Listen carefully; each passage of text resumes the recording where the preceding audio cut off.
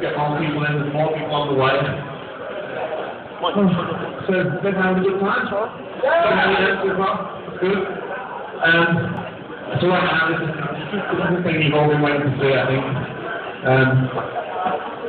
So if you can all grab your seats and get ready, we'll get ready to start.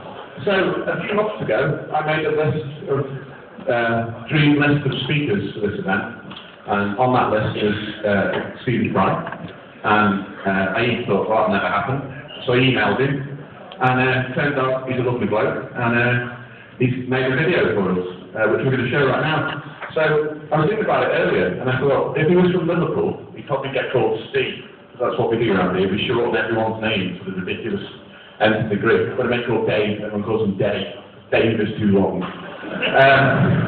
So anything longer than one syllable, it's not happening. So without further ado, my name is Steve.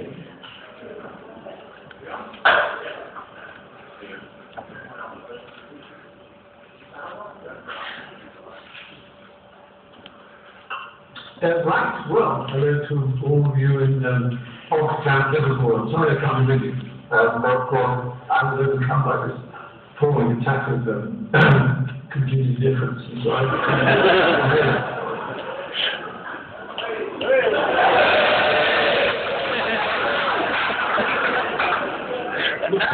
got some questions printer, I just printed them out. They've been sent by Google, geeky people, and they're happy to answer them. So, I'm magnetic, yeah. It's not very easy, but still good for online problems, really. What first got me interested in technology? What was my first computer? Well, rewind to 1981, 1982, I just graduated from university, and I remember doing first television series. And I go to a Massey's department store, showing now clothes, it's online or something.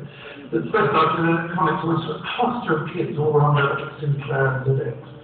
And I thought, I better catch this train, or I'll never get that, you know. Now, I had this idea of this very computer literacy. If you remember that, well, you're probably too young, but the whole idea of, you know, to be computer literate. And I go, well, I must do it, So I bought, in fact, an ACOL, a BBC microcomputer, they call it, because my Ste Fry was companion for 2 years, until 2 or 3 years, I had to think to CPM, a processor that allowed it to CPM for Windows, not Windows, I think it's for MS-DOS. And then in January 1984, my friend Doug Evans and I queued up the very first manufacturer who sold in Europe, sort of right up to the Justice League. And that's kind of interesting. What's the next question? Have I ever done any computer programming? If so, in what language or platform did I enjoy it as well? Well, I learned BBC Basic and Pascal and a bit of Logo, it's very childish but useful language. But I never really got into C++, or anything like that. That's simple, just because my own I couldn't see when I needed to use a modular thing. Why?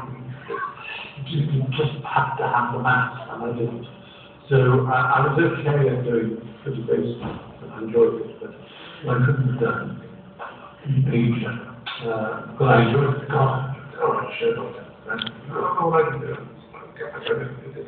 And I built it for ages. The very basis of LIDA engine. LIDA is a sort of intelligent database that you ask questions. Oh dear.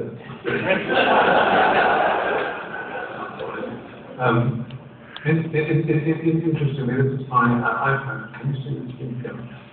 It's in Norwich City colours. You've ever seen anything colours for your life? No, you've looked at it. What was that question? Today this is Linux on our devices. On this question, yes, indeed, absolutely. I try to keep it. Use Ubuntu these days. Continues effective. You know, again, like the Unix command line or any command line is not my favourite place to be. I just give it // for the / wrong on space and the plugins. I just don't have the patience to that. It gets my really disturbed. Because in the old days, when I was younger, you kept 3, 4, 5 in the morning and drawing for them. Well, you just type away, and check through, and the excitement of it, you know, the parameters right, and so on, calling to some procedure, and building up from modules and procedures, and then these different programs. It's really duplicating, but Linux is great. I mean, I think naturally it's been incredibly slow. The whole GNU and Linux experiment has been very slow because it's reliant on spare time. And, without being an absolute red tooth and claw capitalist, one can understand that the lure of instant cash and money, huge salary, vast share price inflation is something that will keep people concentrated on the prize. Whereas if you ask gifted amateurs, not amateurs, but gifted, what the word, philanthropists, to create an open source system like that, then you can't expect it, I suppose, to develop and come up with new versions of what it has. But and then really you run it on any platform, so you can run it on a Mac or a PC platform. Would I describe myself as a hacker in the proper sense of the word, someone who creatively uses technology in everyday life? No, I think power user is probably a better description than hacker, to be perfectly honest. I like to get in there and get my hours up, and certainly compared to all my friends, I'm considered a hacker. Whenever my friends make problems with their computers, either Macs or PCs, I'm usually the one who's called to help them out. It's amazing, you know how dumb some people are. I'm known as a fan of Apple. Those ones are relatively shiny, but perhaps also the most lockdown restricted on the market for driving for this down the road, to be perfectly honest with you. And that's all, yes, you know, the walled garden, and so on. We talk about law. Well, there's two things that say. One is, imagine the whole ecosystem, if it would exist, how that will come up with the iPhone, and then the third-party apps, and then an app store. Imagine how that ecosystem would be if there weren't tightly sealed up APIs for the keyboard and various other features, hardware and indeed software features of the operating system. It would be a bloody mess of badly written, destructive apps and indeed malware of all kinds that are beginning to see more and more in Android. And I don't think there's anything wrong with a company that makes its own hardware as well as its own software, which is quite rare, to want to have an absolute guarantee that the devices they make, whether they're phones or pads or phones or iMacs or MacBook Pros or whatever they might be, that they work across all the product line seamlessly. And I think, of course, as the cloud increases, that becomes less and less an issue for other manufacturers. But I think it's their right, and it's our right not to buy it if we don't like it. After all, it's still that market. They were a busted flush, and everybody said the company would exist anymore. But I do worry. Sometimes they're a bit shiny corner, and they should just loosen up in some areas. And I'm a great believer in jailbreaking. I really admire the iPhone dev.org people. I think they're just incredible. And what CTS has given the world, what the jailbreaking phone community has devised over the years has entered the mainstream of Apple's OS program. What I would say Apple's delicate, not for me to anyway,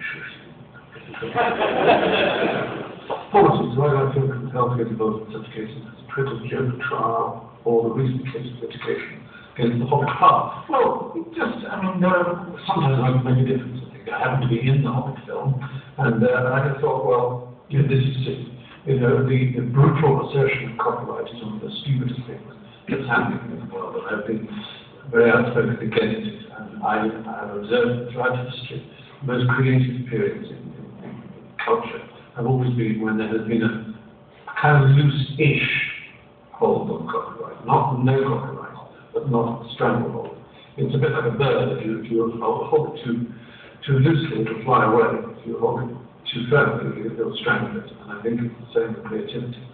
And I think music companies, and film companies, and just as sponsors of the Olympic Games can make fools of themselves and actually undo all the work that branding is supposed to be favouring. They can undo it all by being stupid, by having lawyers who just see something and, at Lucasfilm or see some artist in Devon has got a little display of watercolours they've done of scenes on the ice planet off, and then they get a cease and desist letter from Marin County, San Francisco, from John Livingston Lloyd, saying they'll be sued, and you just think, come on, you idiot.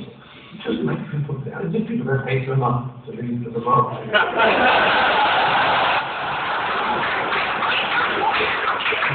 It's common sense, a bit of getting a clear to the ground and realizing that the time is appropriate to act on behalf of the work you've done, patients.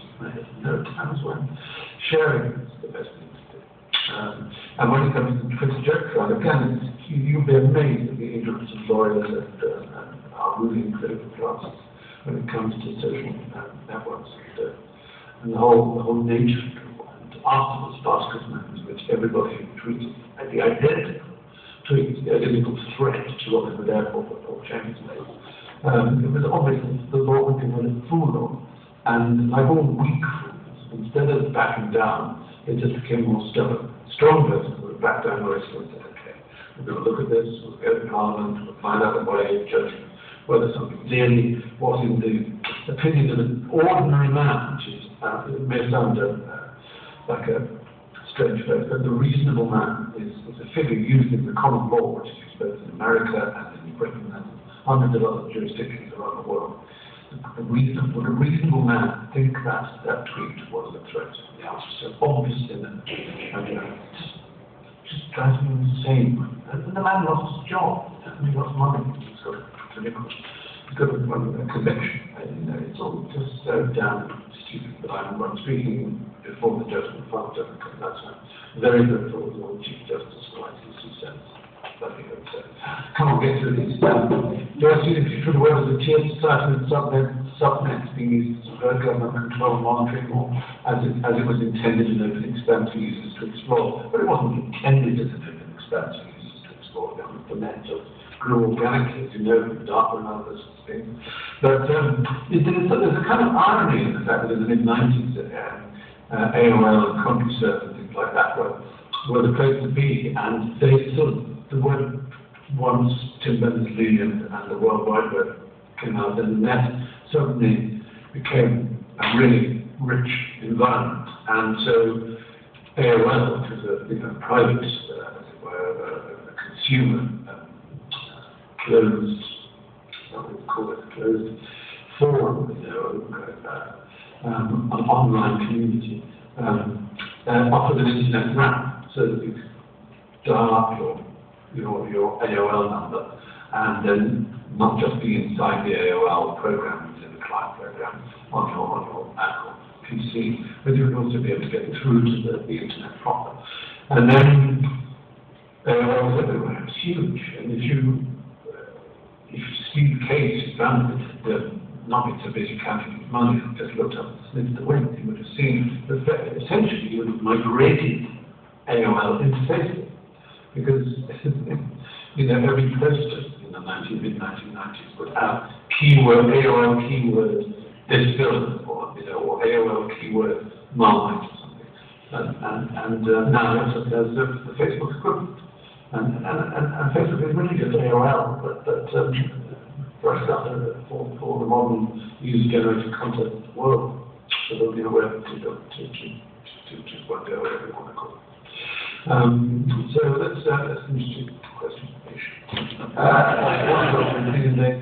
Standards, what are the maths? Concepts again, I mean, things like Firewire or I-Link is certainly called it, or IEEE 3459, whatever it was originally called. These standards are often developed in the private sector, and sometimes, like Orbis, I should say, Orbis, they take a bit of time to trickle down. The average man in the street hasn't heard about Orbis, but they will have benefited from some of it that go into it. And I think that's always the case. But it's very important down the road. I think HTML5 will be a giant leap forward, and we can say goodbye to Silverlight in QuickTime, Flash, Real Player, and so on, or at least more or less goodbye to them. Which is not to say they haven't said that very well indeed, they will come up with their own sort of innovations. But HTML5 will, when it finally gets go through all its committee stages, well, I think change the environment enormously. So, partly random silliness. I think a dinosaur would be Archaeopteryx, so definitely Archaeopteryx. I think, you can fly, you've got feathers, and you're not creepy and glidey like a pterodactyl. So I think Archaeopteryx has got to be out there. Now, I've never been to the North Pole, but I think Santa. Oh dear, no. The furthest north I've ever been is Barrow, Alaska, which is the northernmost part of the United States of America, in the Arctic Circle. And I can tell you, it was very cold. Otherwise, no, Santa, it's there. What's my knowledge? That's it. Those are all the questions. Well, there you are. Sorry, Mr. Idiot. The time is already confirmed, and I was gracious. So enjoy.